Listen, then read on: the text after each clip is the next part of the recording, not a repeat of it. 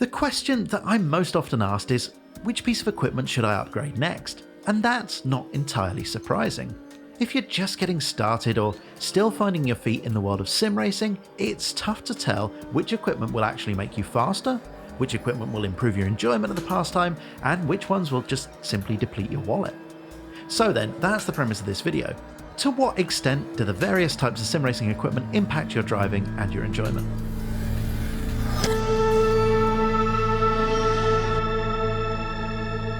Hello fellow sim racers. The market for sim racing equipment is surprisingly large and seemingly continuing to grow. This presents us with an impressive selection of equipment choices, some of which claim to make you a faster driver, while others are clearly aimed at improving the immersion side of things.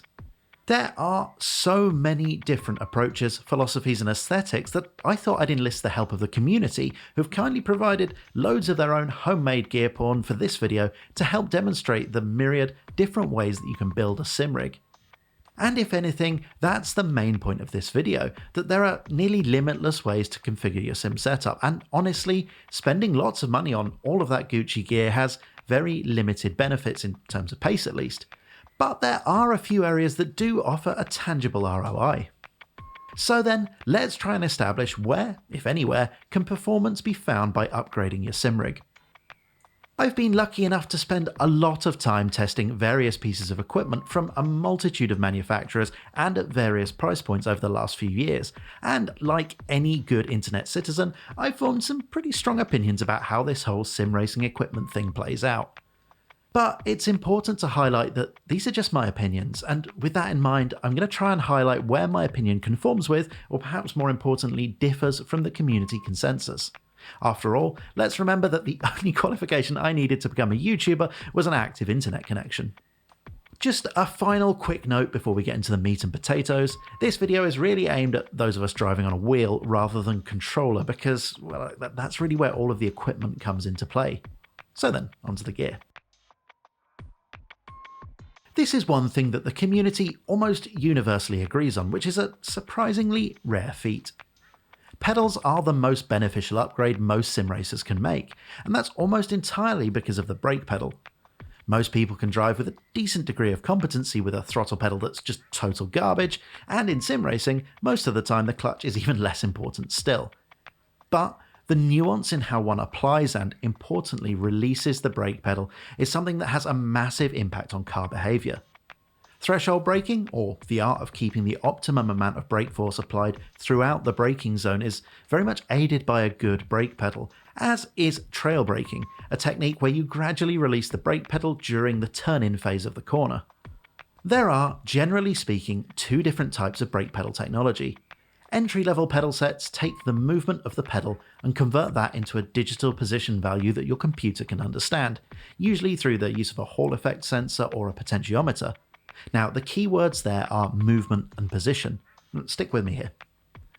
The braking system on a real car is hydraulic, and the amount of brake force is measured in the amount of pressure that you apply to the pedal, rather than how far your foot has moved. And there's a good reason for this. The human body is much better equipped to memorize and recall muscle tension than it is to accurately position your noodle limbs. Back in the world of sim pedals, this allows us to run a brake pedal with a high degree of accuracy, as well as smaller travel, higher resistance, and ultimately a feel that better replicates what you would find in a real car. Some say that a load cell brake pedal is worth lap time, but I'm not sure that the data supports that. As I've highlighted before, plenty of leaderboards are topped by people with very basic entry-level equipment, but getting one perfect lap is a very different challenge to that of going quickly, lap in, lap out during race conditions.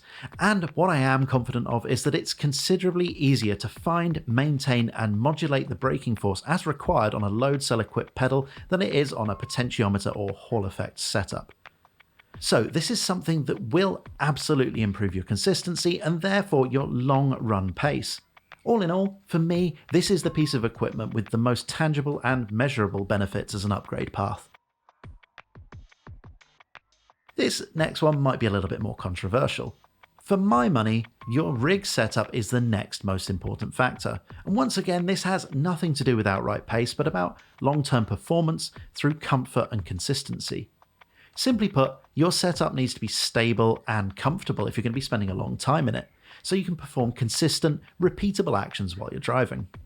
If your rig is wobbling around under the forces placed on it by you and your equipment, or your seat isn't held firmly in place, or perhaps your pedals are gradually inching away from where they started, then you're just making your job harder. Now, that doesn't mean that you have to go out and buy the most expensive 80/20 aluminium rig you can find. No, this is very much about finding a setup that best suits your situation. For example, this setup submitted by Alessio utilizes a shelving unit to brace the wheel stand and a gym mat to keep the chair from sliding around. Is it glamorous? Not really, but it does the job surprisingly well for his needs. As to the other side of things, a dedicated chassis does bring with it a better sense of immersion as far as I'm concerned, and it's definitely something that aids my enjoyment of sim racing no end. Of course, you may be different. We're on to what I consider the third most important item in the list, and I've not even told you to go out and buy a direct drive wheel yet. And that's because, in my opinion, sim racers often prioritise cool gear over useful gear. Understandable, really. But there's not much more important to your sim racing experience than the image you're seeing on the screen, screens, or headset. Now, I've rewritten this section a few times now, and it's difficult to go into detail without getting into the really boring, long-winded technical stuff. So, simply put, don't overlook the impact that having a fast, stable frame rate and a good field of view can have. Much like with the previous segment, there isn't one right approach here. Single monitor, VR, ultra-wide, and triple screen setups all have their advantages and disadvantages, but for me, the key factor is making sure that you have a field of view that allows you to see what's going on around you, obvious, really, and the right equipment to supply that setup with a stable and fast frame rate in all of the sims that you play.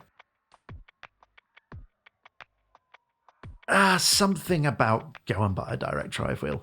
It probably won't make you any faster, but it will briefly make you forget about the absolute train wreck of a year that we're all having. For real though, the wheelbase that you use has a surprisingly small impact on performance, something that I've explored on this channel a few times now.